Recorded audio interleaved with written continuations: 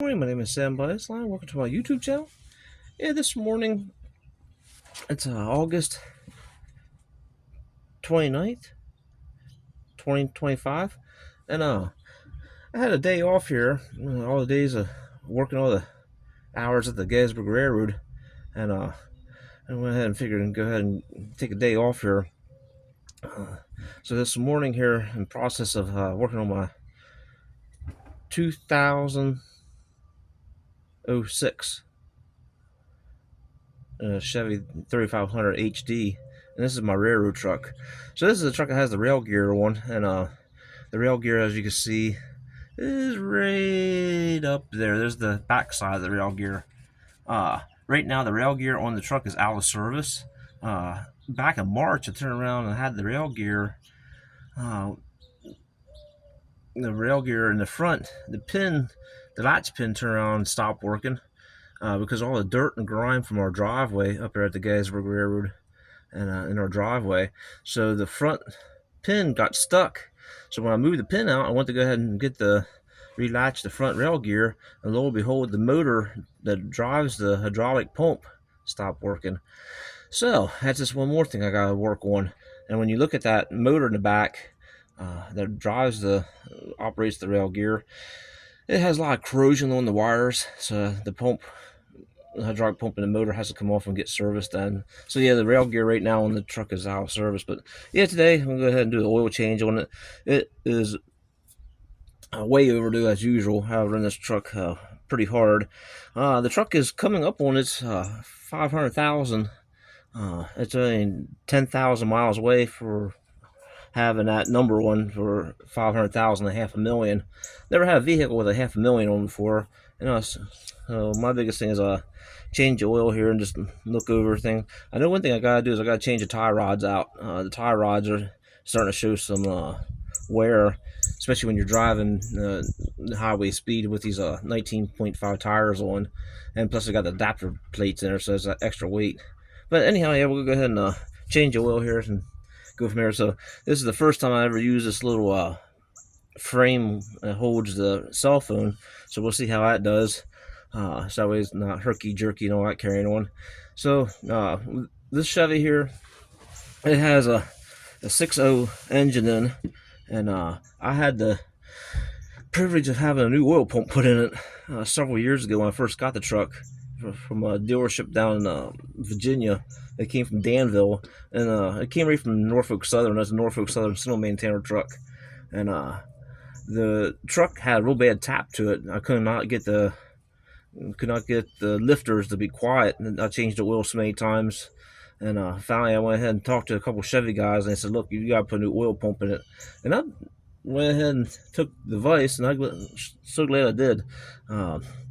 It went away. The whole tapping, all that went away. Got good, great oil pressure. So and I think that's what really saved this engine. So the truck still has its original transmission. The transmission's been reworked 2 times now. I had the transmission out of it, and I went ahead and did that work. Transmission shop. So yeah, so this whole truck has matching numbers. The engine, the transmission, the rear end, everything matches.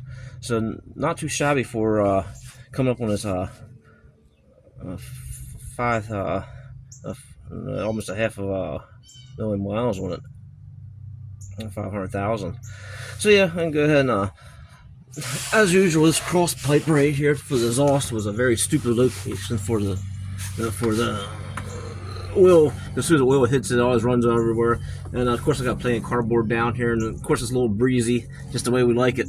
And the wrench we're using is a number 13 wrench, and just see how tight this plug is. The biggest thing is trying to strip it, trying to get rounded off. I always use a box end of the wrench, and then sometimes I just go ahead and back it up with another wrench. The butts are free. We'll see how tight it is since it's been a little while. Okay, good, great. Sometimes I put some anti-seize on it too. But yeah, I have changed the oil already on this truck, and not changed the filter. I have done that already. I know it's like a sort of the wrong way of doing things, but it's like a shade tree mechanic, like anything. So yeah, we'll definitely see how black is. I know it'll be definitely black. Well, one thing is I know when it starts using oil like a quart once a week, I know it's time for an oil change. Uh, I know it's way over the oil change, but yeah, the oil I put in it, I get it from just a regular uh, store. Uh, Nothing fancy. I always put the way oil it calls for, put it in. Yeah, but yeah, when that engine was tapping, I could not quiet it down, so it definitely needed all kinds of oils, and I went through all kinds of this to try to quiet it down. And finally, I went ahead and with that new oil pump, it took care of the problem. But oh yeah, you could it's definitely burnt. Burnt oil should have been changed a long time ago. Oh yeah, with the transmission here, I had it serviced. I had the transmission out of this truck. I went ahead and took the oil pan, and I was able to find plugs up here that you could weld to the side of the oil pan, so that we can actually drain the oil pan out in the transmission. That's been a big help, so that way I can drain that oil out and change that. But yeah, for all the know, the truck has rust on its rocker panels, and the interior is falling apart for it being what year it is. But for 500,000, I can't really complain about it. But yeah, it's definitely way over time to change the oil here. One thing I have been doing is I've been trying to put everything that goes back on the truck. I always try to get AC Delco with regards to everything. I always try to do that. It don't matter if it's electrical components, especially electrical components, anything like that. Now with the filters, I have used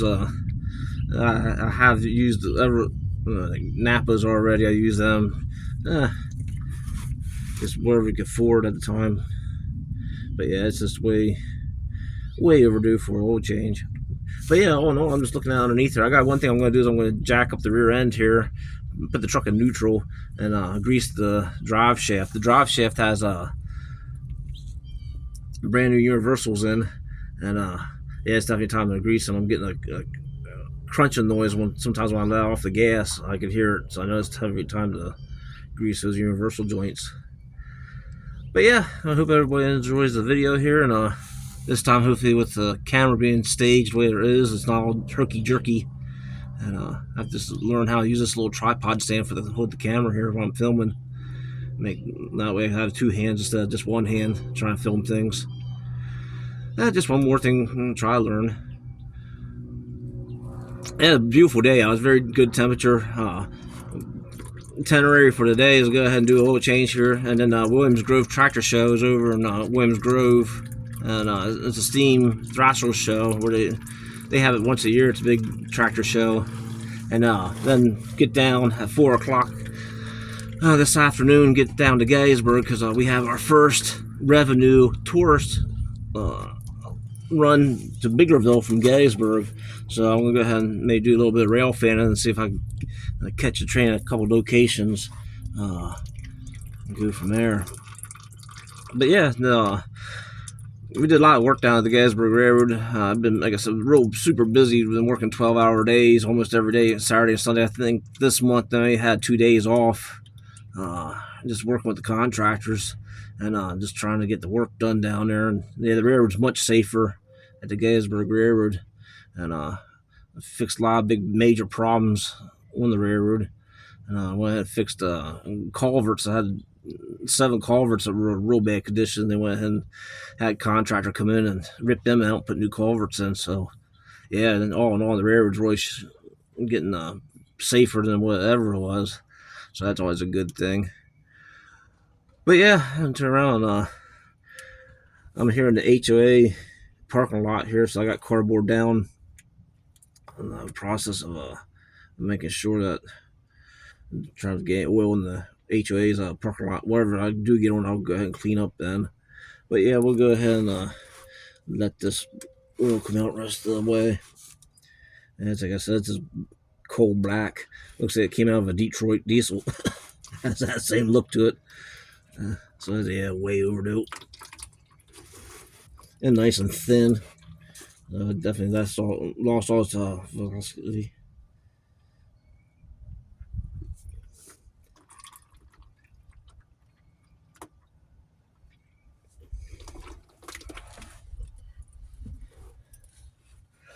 With the oil here, I'll go ahead and take the used oil and put it on the switches at work. And go ahead and lubricate the switches. Just turn around and put a little bit. The little dab goes a long way when their switches. Don't look too bad for the little. There's a little magnet, here on the end. And yeah, it don't look bad at all. I always look at that little magnet to make sure there ain't nothing on there. So that's always a good thing. I know it's not a true way of checking things, but it is one way to wipe that plug, get that plug wiped off. And there's also a gasket. This is a little baby gaskets on that thing. I'm going to make sure it's not cracked. The gasket's right, and here's where the gasket's at. And sometimes if you get a hairline crack on it, it'll go ahead, or it gets hard, it'll go ahead and leak oil everywhere. One thing this thing does have is a rear main seal leak. The rear main seal is definitely time to get. Next time that transmission comes out, I will have the rear main seal changed. Had me upset that they went ahead and did all the work, and they never called me and said, "Hey Sam, you want to go ahead and change that rear main seal out, because that'd be the perfect time to do it." And needless to say, I didn't have it done. So, but yeah, I'll go ahead and change that filter, put a new filter on it, and go from there. So, yeah, like anything else, it's just gotta take time to do it. And being real super hot out, and don't want to work in the sun, and don't want to work when it's pouring down raining.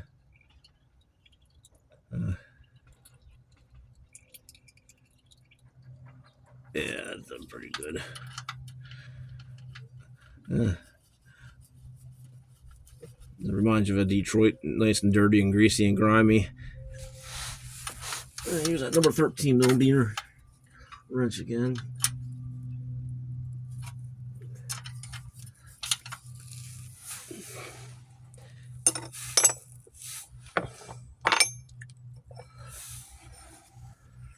Yeah, it's a little cup. Get for the filter.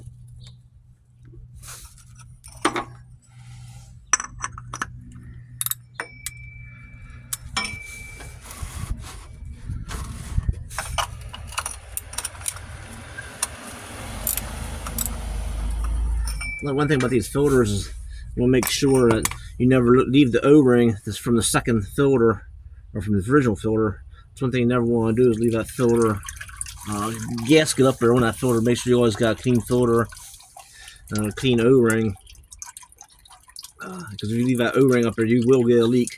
I've been there before where you don't peel off, and you realize, you start driving, you're like, hey, what's that rainbow going down the road? And you know you tightened everything up, and you realize it still had a gasket in there. So yeah, we'll let that filter there go ahead and